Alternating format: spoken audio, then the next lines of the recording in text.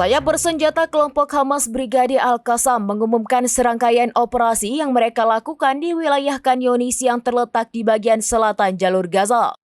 Informasi ini disampaikan pada hari Jumat 18 April 2025 yang mengungkapkan bahwa 3 aksi ofensif telah dilancarkan dalam kurun waktu 2 hari terakhir. Dalam pernyataan resminya, Al-Qassam mengklaim bahwa operasi-operasi tersebut mengakibatkan jatuhnya korban jiwa dan luka-luka di pihak personel militer Israel.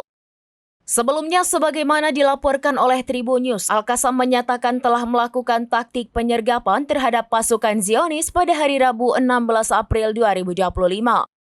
Kelompok tersebut diduga memancing tentara IDF untuk memasuki sebuah terowongan yang telah dipasangi sejumlah jebakan di area Khizan al-Najjar Khan Younis.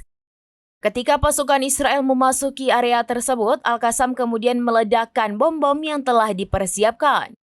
Pada hari yang sama, para pejuang Al-Qassam juga dilaporkan berhasil meledakkan 3 perangkat peledak dengan daya ledak tinggi yang menyasar 2 unit bulldozer D9 milik IDF. Selanjutnya pada hari Kamis 17 April 2025, 3 unit bulldozer Israel kembali menjadi target serangan.